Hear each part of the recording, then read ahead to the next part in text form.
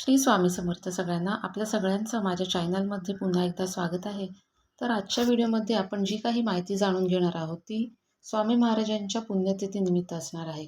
आता स्वामी महाराजांची पुण्यतिथी म्हटलं तर प्रत्येक स्वामी भक्ताला आजही असंच वाटतं की हा दिवस आपल्या आयुष्यामध्ये यायला नको होता, कारण याच दिवशी स्वामी महाराज आपला देह सोडून आपल्याला सोडून निघून गेले होते.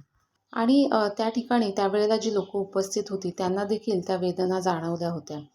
जेव्हाही स्वामी महाराजांच्या निर्वाणीबद्दल बोलतो, ऐकतो, तेव्हा आपल्या अंगावरही शहारे येतात आणि डोळ्यात आपोआपच अश्रू वाहून येतात. एक प्रकारची पोरके झाल्याची भावना निर्माण होते. पण अशी भावना जरी आपल्या मनात निर्माण होत असली तरी देखील स्वामी महाराजांनी आपल्याला सांगितलंच आहे, हम गया नहीं जिंदा है. म्हणजेच काय तर बघा, स्वामी महाराजांनी फक्त आणि फक्त देहत्याग केला होता. आपल्या प्रत्येक गोष्टीमध्ये स्वामी महाराज आहेत. आपल्या आजूबाजूला ज्या काही गोष्टी वावरत आहेत त्या प्रत्येकामध्ये स्वामी महाराज आहेत. फक्त आपली जी दृष्टी आहे ती आपल्याला सकारात्मक ठेवायची आहे.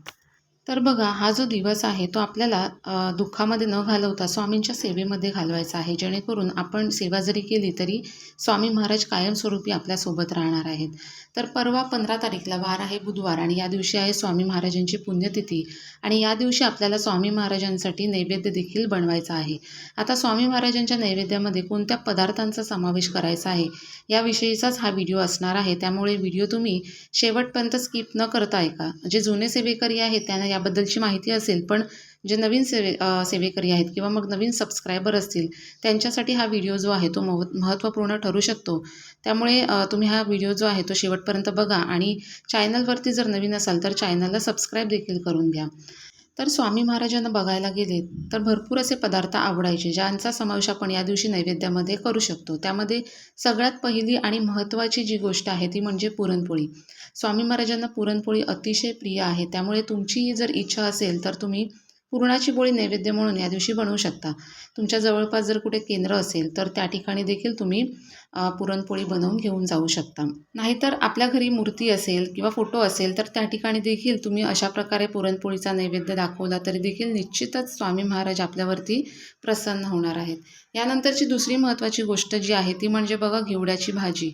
आता घेवड्याची भाजी म्हटली तर ही देखील स्वामी महाराजांना, दत्त महाराजांना अतिशय प्रिय आहे. गुरुचरित्रामध्ये साधारण 18व्या अध्यायामध्ये तुम्हाला घेवड्याच्या भाजीचा उल्लेख पाहायला मिळेल. तर हा जो घेवडा आहे तो देखील आपण नैवेद्यामध्ये समाविष्ट करू शकता.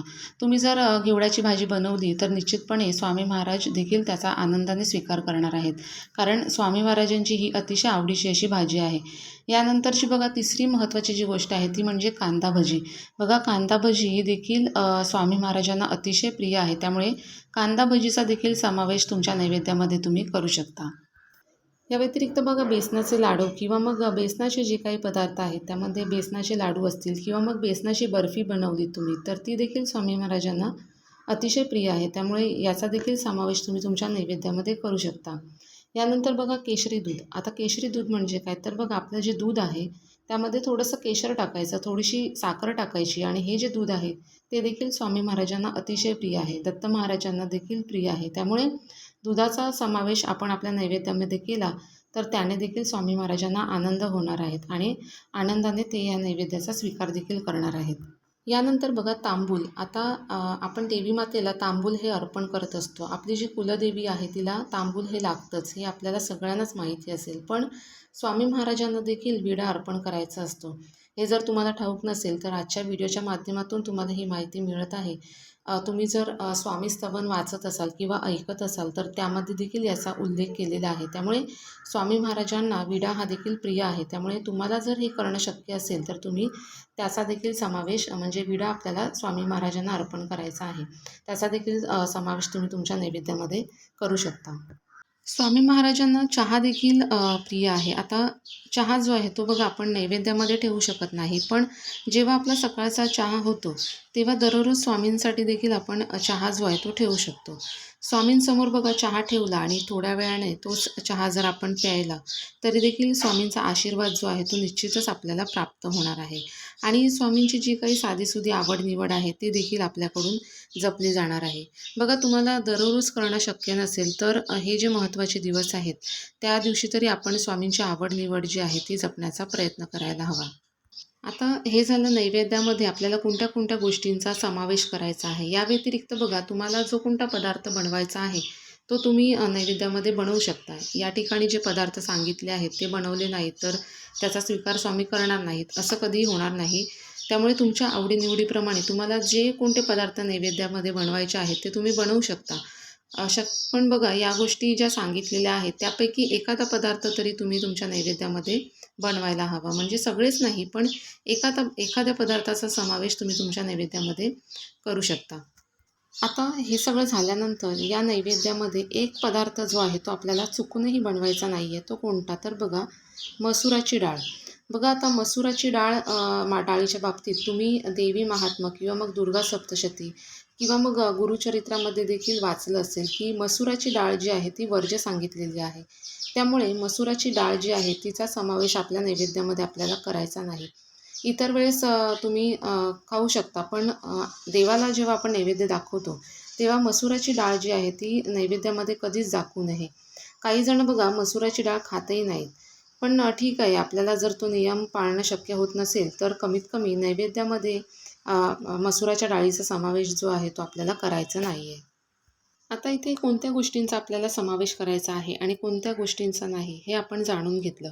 आता नैवेद्य दाखवण्याची देखील एक पद्धत आहे. तशाच पद्धतीने आपल्याला नैवेद्य जो आहे तो दाखवायचा आहे आणि नैवेद्यामध्ये सगळ्यात महत्त्वाचं म्हणजे बघा तुळशीपत्राचा आपल्याला समावेश करायचा आहे. आता तुम्ही दत्त महाराज घ्या किंवा स्वामी महाराज घ्या किंवा भगवान विष्णू घ्या, यांच्या नैवेद्यामध्ये जोपर्यंत तुम्ही तुळशीपत्र लावत नाही तोपर्यंत ते त्या नैवेद्याचा स्वीकार जो आहे तो करत नाही. त्यामुळे तुळशीपत्राला अनन्यसाधारण असं महत्त्व आहे. त्यामुळे बघा जो काही तुम्ही नैवेद्य बनवणार आहात त्या प्रत्येक नैवेद्यावरती अगदी प्रत्येक नैवेद्यावरती जर शक्य नसेल तर कमीत कमी भातावर का होईना, वरणावर का होईना आपल्याला तुळशीपत्र जे आहे ते आवर्जून ठेवायचं आहे आणि जे पाणी आपण ठेवणार आहोत त्या पाण्यावरती देखील आपल्याला तुळशीपत्र हे ठेवायचंच आहे.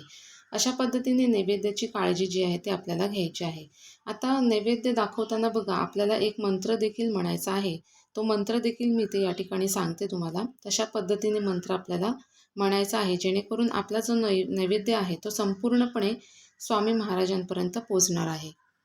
तर बघा नैवेद्य दाखवताना सगळ्यात अगोदर देवासमोर आपल्याला पाण्याने भरीव चौकोन जो आहे तो करून घ्यायचा आहे. चौकोन केल्यानंतर त्यावरती आपल्याला नैवेद्याचं ताट ठेवायचं आहे. हातामध्ये तुळशीपत्र घ्यायचं आणि हे जे तुळशीपत्र आहे ते पाण्यामध्ये बुडवायचं आणि आपलं जे नैवेद्याचं ताट आहे त्याच्याभोवती 3 वेळेस आपल्याला फिरवायचं आहे. आता 3 वेळेस फिरवताना आपल्याला गायत्री मंत्र जो आहे तो म्हणायचा आहे. मंत्र कसा म्हणायचा? तर बघा सत्यन्वर्तेन परिसिंचयामि ओम तस्य वितुर्वरेण्यं भर्गो देवस्य धीमहि धियो यो न प्रचोदयात. अशा पद्धतीने 3दा हा मंत्र म्हणायचा आणि हे जे तुळशीपत्र आहे ते आपल्याला 3 वेळेस नैवेद्याचं जे आपलं ताट आहे त्याभोवती फिरवायचं आहे. हे झाल्यानंतर आपल्याला पुढील मंत्र जो आहे तो म्हणायचा आहे. तो असा: ओम प्राणाय स्वाहा, ओम अपानाय स्वाहा, ओम व्यानाय स्वाहा, ओम उदानाय स्वाहा, ओम समनाय स्वाहा, ओम ब्रह्मणे अमृततत्वाय स्वाहा. हा जो मंत्र आहे तो आपल्याला म्हणायचा आहे आणि हे जे तुळशीपत्र आहे ते पुन्हा एकदा आपल्याला नैवेद्यावरती ठेवायचं आहे आणि पाण्यावरती देखील ठेवायचं आहे. अशा पद्धतीने जेव्हा आपण हा मंत्र म्हणून हा नैवेद्य दाखवतो तेव्हा आपला जो नैवेद्य आहे तो परिपूर्ण होणार आहे आणि स्वामी महाराज त्याचा स्वीकार देखील करणार आहेत. तर स्वामी भक्त हो, अशा पद्धतीने आपल्याला स्वामी महाराजांच्या पुण्यतिथीनिमित्त व्हिडिओमध्ये सांगितल्याप्रमाणे नैवेद्य जो आहे तो दाखवायचा आहे आणि नैवेद्यामधले जे पदार्थ आहेत त्यापैकी एक पदार्थ तुम्ही तुमच्या नैवेद्यामध्ये जो आहे तो समाविष्ट करायचा आहे. व्हिडिओतली माहिती जर आवडली असेल तुम्हाला तर व्हिडिओला लाईक करा आणि अशाच माहितीपूर्ण व्हिडिओसाठी चॅनलला सबस्क्राईब देखील करा. धन्यवाद.